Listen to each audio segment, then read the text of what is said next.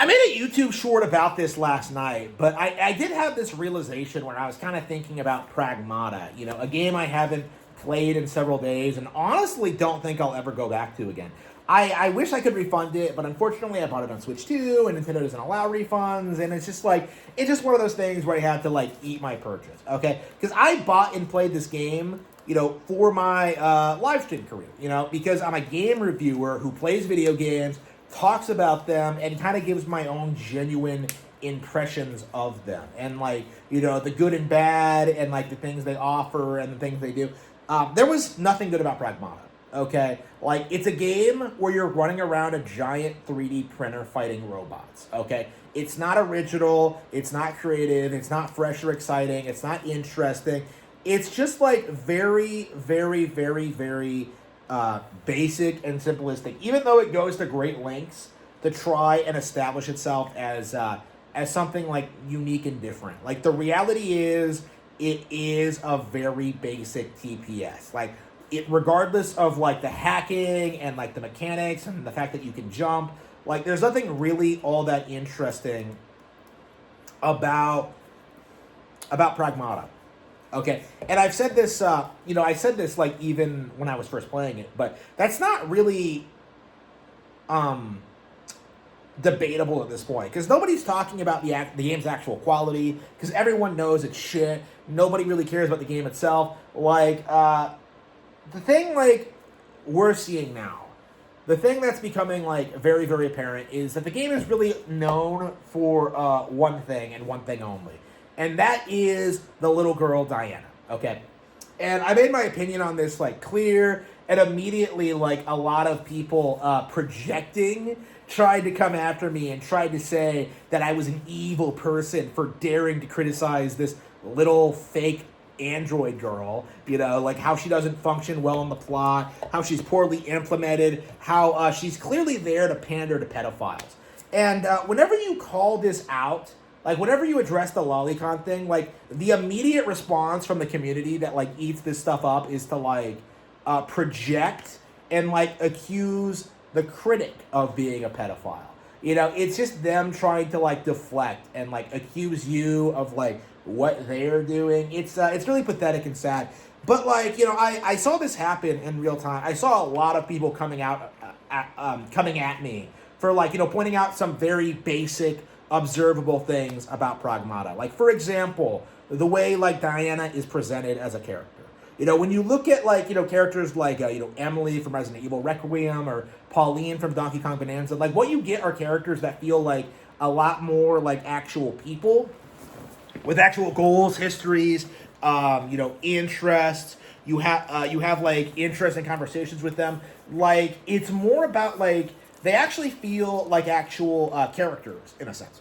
The thing that makes Diana different is that her entire identity revolves around having interactions with Hugh.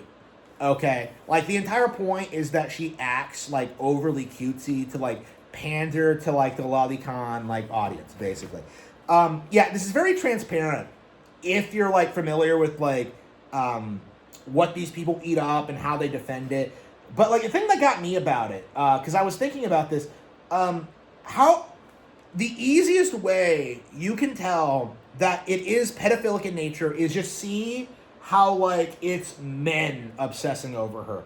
It's men that adore this character and how obsessive they are about protecting her. And it's just you really get this sense that it's this very forced thing. It reminds me a lot of when The Last of Us came out, and the narrative, the public presentation was that it was about a wholesome father-daughter relationship dynamic, but no, the actual player base wanted to fuck Ellie. It was perverse in nature. You could see this in comment sections. You could see this in 4chan threads. It was a very transparent under thing. Is that the appeal of The Last of Us for a lot of these people was to fetishize the character. Okay, to fetishize Ellie, to pervert the father-daughter thing, and Pragmata does the same thing. And the thing I realized is that if Diana was a little boy, Like, if it was, like, the same exact thing, like, doing, like, the same exact, like, scenario, like, the robot just is a little boy instead, like, not a single person would give a fuck. This is how you know it's, like, manipulative and it makes no sense. Like, the simple fact of the matter is, if Diana were a boy, you wouldn't have any, like, urge to protect or to kill, or, like, you wouldn't be posting, like, images of him on Twitter or whatever, because nobody would give a fuck about a little boy. And that's, like, that's just how you know, okay, that it has nothing to do with wholesome values. It has nothing to do with, like, protecting a child or being a father. Like, again, because if you were a father, what you would want is a mother in the situation too. Isn't it amazing how, like, you always just, all these games seem to feature, like, a single dad, specifically, like, the father figure, like, the self-insert character, and then, like, the little girl just obsesses over him.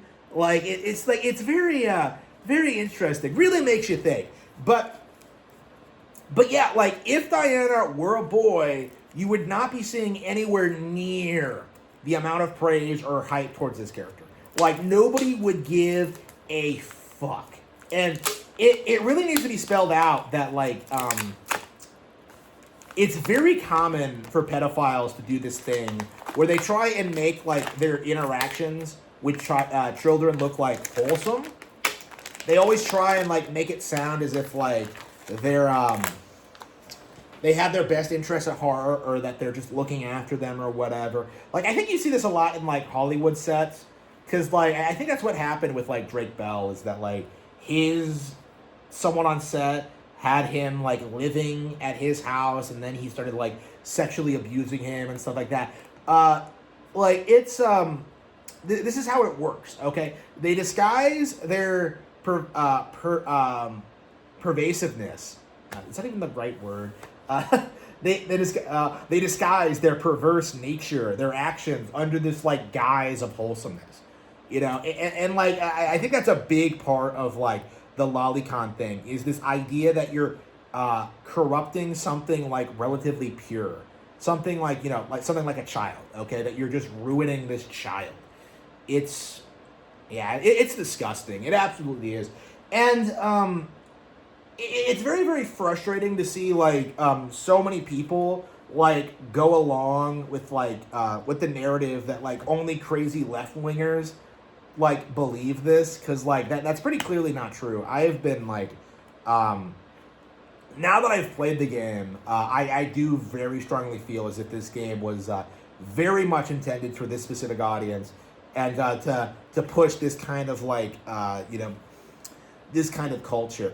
Like, in the actual game, like, nothing's gonna happen, but you just know there's gonna be all these, like, weird dojins and these weird, like, fan-made videos coming out, and it's really horrible to think about. It really, truly is. And Capcom should be ashamed of making this, honestly. There are just so many, like, better ways to, like, use kids in games. I'm playing Tales of Berseria right now, which, by the way, does feature a little boy as one of the primary characters. And, like, that does such a way better job of, like, emphasizing the dynamics between the characters and showcasing what they're like, and, like, showing them grow and evolve over time. Like, it's so much more, like, it's so much better than this, okay? And like, that's kind of my mindset with, like, Pragmata, is that, like, like with The Last of Us, there are just so many games that are better than this, okay? Resident Evil 4, right? Back in the day, it was kind of common. Ashley in RE4 is a way better character than Ellie, because, she's not invincible. You do have to protect her. You have to go out of your way to do certain things with her. Like, she does what she can for you, but, like, she's not really, a secret agent type character, right? Ashley just kind of is the better Ellie. She has better AI. She's a more likable character. She has more a recognizable voice and lines, okay? Like, it's kind of startling how much more sophisticated RE4 comes off than The Last of Us. And even after all this time, that's true. So, I think the same thing can be said for Pragmata. Is that when you have a game like this that's supposed to be about a father and daughter duo, like there's just so many other better ways that you could have told the story. I'm a big fan of Spy Family.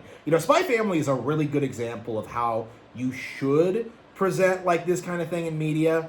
Pragmata is it's just not it, and like we really do have to like really address that for the masses. Like we really do have to like kind of establish this, because this kind of material is a problem in society.